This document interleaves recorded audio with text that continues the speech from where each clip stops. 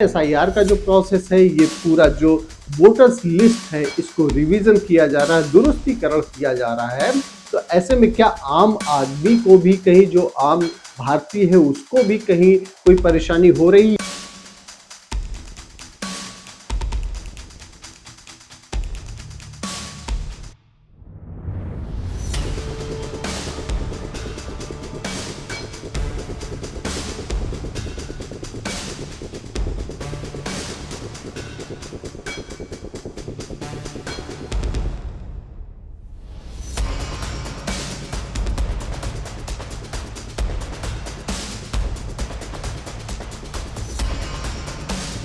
पूरे देश में जहां एसआईआर को लेकर विवाद हो रहा है, यहां तक कि संसद में भी सत्र तक नहीं चलने पा रही है, लेकिन विपक्ष लगातार सरकार पर हमलावर हो रहा है, जबकि यह काम इलेक्शन कमीशन का है। सरकार यही कह रही है कि यह काम इलेक्शन कमीशन का है, इस पर चर्चा सदन में नहीं हो सकती। लेकिन समझने की बात यह है कि विपक्ष की आखिर दिक्कतें क्या है। एसआईआर का प्रोसेस अगर हो रहा है तो विपक्ष को आखिर कहां से प्रॉब्लम है, और उत्तर प्रदेश में जो डिटेंशन सेंटर बनाए गए हैं इसको लेकर विपक्ष क्यों परेशान है। खास करके उत्तर प्रदेश की बात करें तो समाजवादी पार्टी क्यों परेशान है। नमस्कार, मैं हूं राजीव, आप देख रहे हैं आपकी खबर राजनीति। राजनीति के इस टॉपिक पर हम बात करते हैं। एसआईआर का जो प्रोसेस है उसमें उत्तर प्रदेश सरकार ने, जहां जितने भी ऑल 75 डिस्ट्रिक्ट्स हैं उसमें डिटेंशन सेंटर बनाए जाने के निर्देश नवंबर में ही दे दिए थे, और डिटेंशन सेंटर बनने के बाद में जितने अवैध बांग्लादेशी पाए जाएंगे, रोहिंग्या पाए जाएंगे, उनको डिटेंशन सेंटर में रखा जाएगा।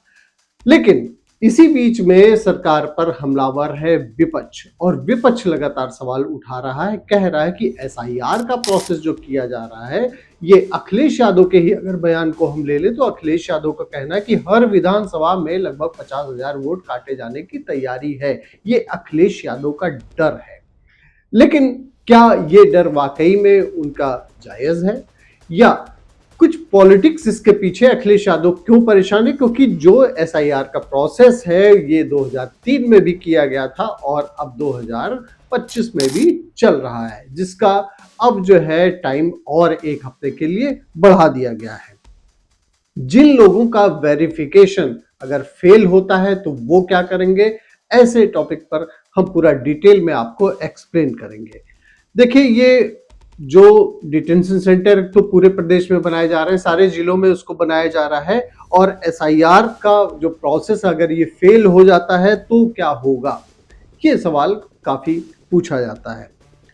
देखिए, अगर कोई भी अवैध रूप से घुसपैठिया पाया जाएगा, उसका अगर एसआईआर का प्रोसेस फेल हुआ है तो उसको डिटेंशन सेंटर में रखा जाएगा। लेकिन सबसे बड़ी बात यह है कि उसको मौका दिया जाएगा कि वो प्रूव कर सके कि वो वैलिड यहाँ पे इंडियन है।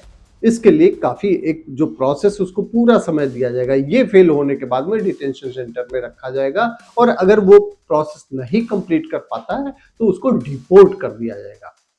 इसीलिए जो भी, या कांग्रेस के नेता हैं, उत्तर प्रदेश की बात करें तो समाजवादी पार्टी लगातार हमला कर रही है, और ये साफ है कि डिटेंशन सेंटर जो है केवल संदिग्ध विदेशियों के लिए है, इंडियंस के लिए इसमें कोई भी मतलब नहीं। डिटेंशन सेंटर में एक भी इंडियन नहीं भेजा जाएगा।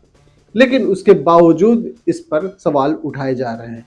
जुलाई 2023 की बात करें तो रोहिंग्या शरणार्थियों पर लगभग जो छापे पड़े, 70 से ज्यादा लोग इसमें पकड़े गए थे। उत्तर प्रदेश की बात हो रही है। उत्तर प्रदेश में 2025 दिसंबर तक डिटेंशन सेंटर की जो स्थिति है उसमें यह है कि जुलाई 2023 में जो पकड़े गए थे, जो डेटा अब आया, लगभग 70 से ज्यादा लोग पकड़े गए थे।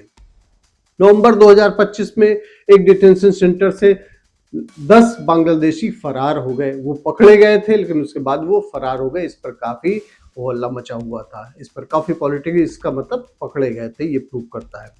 और जो एक आंकड़ा है, जो अनुमान लगाया जा रहा है कि 10 लाख से ज्यादा उत्तर प्रदेश में अवैध बांग्लादेशी और रोहिंग्या हैं, और सरकार चाहती कि एसआईआर के प्रोसेस के तहत उनको पहचाना जाए, आइडेंटिफाई किया जाए और उसके बाद में डिपोर्ट कर दिया जाए। क्या इसी सरकार में हो रहा है ऐसा, जो अवैध बांग्लादेशियों को पकड़ा जा रहा है, उनको डिपोर्ट किया जा रहा है? तो इसका जवाब है बिल्कुल नहीं। क्योंकि अगर हम बात करें उत्तर प्रदेश यूपीए में अगर हम देखें, यूपीए की जो सरकार थी उसमें 88,000 घुसपैठिए डिपोर्ट कर दिए गए थे, जबकि अगर अभी की बात करें, मोदी सरकार की बात करें, तो 5,000 का आंकड़ा बताया जा रहा है, जो कि रिसर्च में सामने आया है।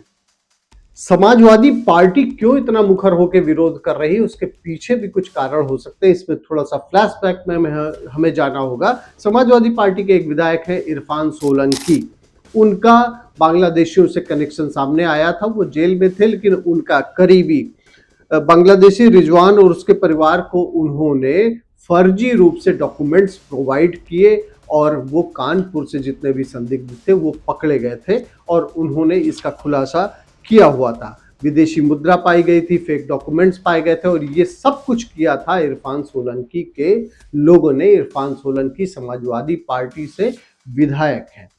तो ये समाजवादी पार्टी का डर है जो वो कह रहे हैं, क्योंकि अगर समाजवादी पार्टी की बात करें तो उनका पीडीए जो है वो हमेशा पिछड़ा, दलित और अल्पसंख्यक की बात करते हैं। अल्पसंख्यक में उनके साथ में कहीं ना कहीं अवैध रूप से बांग्लादेशी भी कनेक्ट हो जाते हैं, इसीलिए वो विरोध भी कर रहे हैं। क्योंकि अगर हम केवल इसकी बात करें, इरफान सोलंकी की बात करें, ऐसे ही हर जगह कहीं ना कहीं अगर जितने भी पकड़े जा रहे हैं, सवाल ये है कि जो वैलिड है, जो वैलिड इंडियन है, उस पर कोई भी कार्रवाई नहीं होनी। उनको मौका दिया जाएगा, और मौका देने के बाद में वो अपने डॉक्यूमेंट्स प्रोवाइड कर सकते हैं। लेकिन इरफान सोलंकी जैसे लोग जो भारत में रह के और बांग्लादेशियों का समर्थन करते हैं, अवैध रोहिंग्यों का समर्थन करते हैं, ऐसे पता नहीं कितने पूरे देश में इरफान सोलंकी हैं जो भारत की जड़ों को कमजोर करने की कोशिश कर रहे हैं। ऐसे लोग भी आइडेंटिफाई एसआईआर के प्रोसेस के थ्रू हो रहे हैं, एक्सपोज हो रहे हैं, और यही सबसे बड़ा इनका डर है।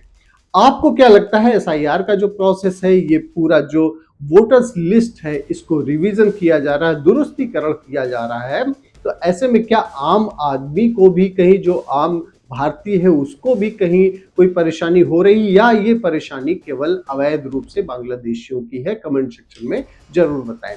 थैंक यू फॉर वॉचिंग आपकी खबर राजनीति।